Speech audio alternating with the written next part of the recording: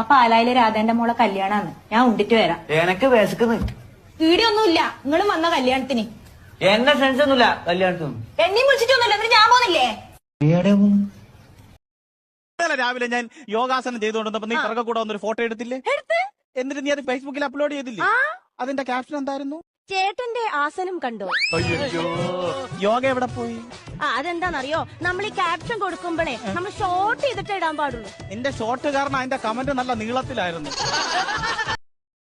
സ്കൂട്ടറിൽ ഈ ഫോട്ടോ തൂക്കിയേക്കുന്നേ അതെന്താ അറിയാമോ? ഈ വണ്ടി എനിക്ക് ഓടിക്കാൻ അറിയത്തില്ല, അതുകൊണ്ട് ഇതിന്റെ ഫോട്ടോ എടുത്ത് ഇവിടെ തൂക്കി ഈ വണ്ടി വെച്ചങ്ങ് അഡ്ജസ്റ്റ് ചെയ്ത്.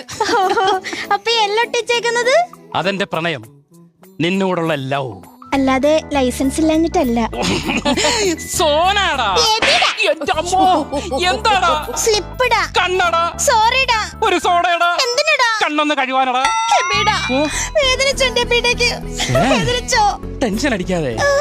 ഈ റോസാപ്പൂ പോലെയുള്ള കൈ എന്റെ ദേഹത്ത് തൊട്ടാൽ എനിക്ക് നോവില്ല. അയ്യോ, വേദനിക്കില്ലെന്ന് പറഞ്ഞിട്ട്. ഈ റോസാപ്പൂവിനകത്ത് മുള്ളുണ്ട്. ചേട്ടാ, ചേട്ടന് ഇവിടെ? ഞാൻ ഇവിടെയാണ്.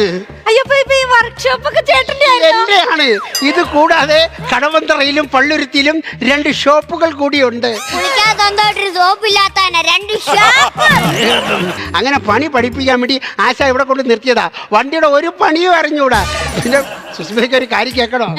നട്ടെടുത്തോണ്ട് വരാൻ പറഞ്ഞ അപ്പുറത്തെ തട്ടുകടയിൽ പോയി പുട്ടെടുത്തോണ്ട് വരും.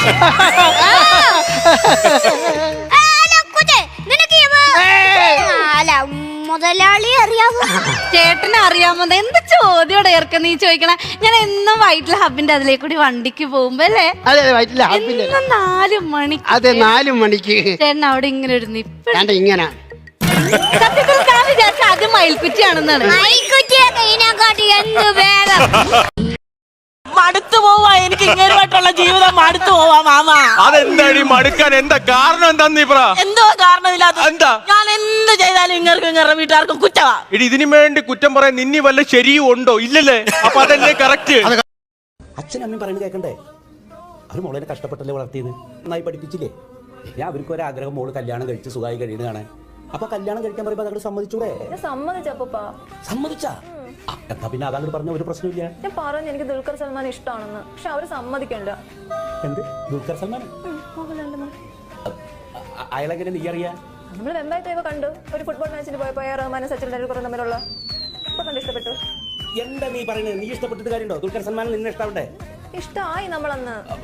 നിനക്ക് ഇഷ്ടമുണ്ടാവും, പക്ഷെ അവരൊക്കെ വലിയ വലിയ ആൾക്കാരാണ്. അങ്ങനത്തെ ആൾക്കാർ വേണ്ട. അച്ഛനും അമ്മയ്ക്കും മോൾക്കൊക്കെ അറിയുന്ന, നമുക്ക് പരിചയമുള്ള, നമുക്ക് ഇഷ്ടപ്പെട്ട, നമുക്ക് ഒതുങ്ങിയ ഒരു നല്ല മനുഷ്യനെ നോക്കിയിട്ട് കല്യാണം കഴിച്ചാൽ മതി. ശരി അപ്പൂപ്പ, ഞാൻ കല്യാണം കഴിക്കാം. നല്ല അപ്പൂപ്പനെ ഞാൻ കല്യാണം കഴിക്കട്ടെ. നീ എന്നെന്റെ തലേ വന്ന് കയറിയടി, അന്ന് തുടങ്ങിയതാണ് എന്റെ കഷ്ടകാലം. നിന്റെ നശിച്ച നാക്ക് ചാവട്ട് ചാവട്ട് ചാവട്ട്. ഇടിക്കില്ലേ? പണ്ടെന്നോട് പറഞ്ഞിട്ടില്ല ഇവിടെ സോനാഡ ഉണ്ടെന്ന്. അതുകൊണ്ടാണ് ഇവിടെ തന്നെ ഇടിച്ചത്. ഒരു കാര്യം ഞാൻ പറയാം, എനിക്ക് മരിക്കുന്നതിന് മുമ്പ് നമ്മുടെ രാജകുമാരനെ വിളി, അവനെ എനിക്കൊന്ന് കാണണം. രാജകുമാരന്റെ സ്കൂളിൽ നിന്ന് വിളിച്ചിട്ടുണ്ടായിരുന്നു. രാജാവ് ചെന്നാലേ രാജകുമാരനെ അവിടുന്ന് വിടത്തോളം. അപ്പൊ അവൻ അവിടെ എന്തോ പണി ഒപ്പിച്ച് വെച്ചിട്ടുണ്ട്.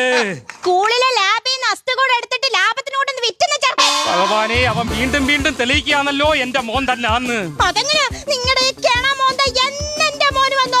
അന്ന് എന്റെ മോന്റെ കഷ്ടകാലം തുടങ്ങിയതാ. അപ്പൊ നീ പണ്ട് പറഞ്ഞതോടി എന്നെ പോലെ തന്നെ ഇരിക്കുന്ന ഒരു മോനെ വേണോന്ന്. അപ്പൊ ഞാൻ തണ്ടേ മടുത്തു പോവാ എനിക്ക്, ഇങ്ങനെയായിട്ടുള്ള ജീവിതം മടുത്തു പോവാ മാമ. അതെന്താടി മടുക്കാൻ? എന്താ കാരണം? എന്താന്ന് നീ പറ. എന്തോ കാരണമില്ലാത്ത. എന്താ? ഞാൻ എന്ത് ചെയ്താലും ഇങ്ങനെ വീട്ടുകാർക്കും കുറ്റവാ. ഇടി, ഇതിനു വേണ്ടി കുറ്റം പറയാൻ നിന്നി വല്ല ശരിയും ഉണ്ടോ? ഇല്ലല്ലേ? അപ്പൊ അതല്ലേ കറക്റ്റ്.